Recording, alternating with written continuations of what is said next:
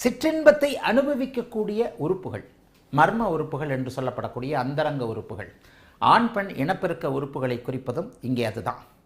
அந்த அடிபாக அமைப்புகளை குறிக்கக்கூடியதும் அதுதான். 7ஆம் பாவகம்தான். இந்த 7ஆம் பாவகத்தின் சுபத்துவ பாபத்துவத்தின் அடிப்படையில் ஒரு மனிதனுக்கு எழுச்சியான தன்மைகள், ஒரு பூரணமாக உடல் உறவை அனுபவிக்கக்கூடிய திருப்தி, அனுபவிக்கக்கூடிய தைரியம், வீரியம், சுகம் எல்லாமே 3, 7, 12ன்னு சொல்லிடுவேன். 3ஆம் இடத்துல சொன்னேன்ல, உறவுக்கு ஆன வீரியம் 3ஆம் பாவகம். உறவுக்கான வீரியம் 3ஆம் பாவகம். உறவு எத்தனை முறை, உறவு எங்கே, எப்படிப்பட்ட தன்மைகளில் நடக்குது, உறவில் எப்படிப்பட்ட சுகம் கிடைக்கிறது, 12ஆம் பாவகம்.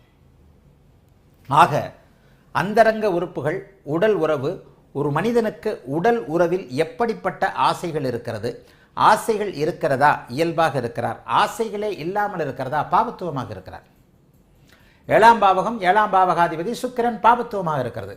ஆசை இருந்தும் கிடைக்கிறதா, கிடைக்கவில்லையா, இதெல்லாம் இதில் தான் வருது.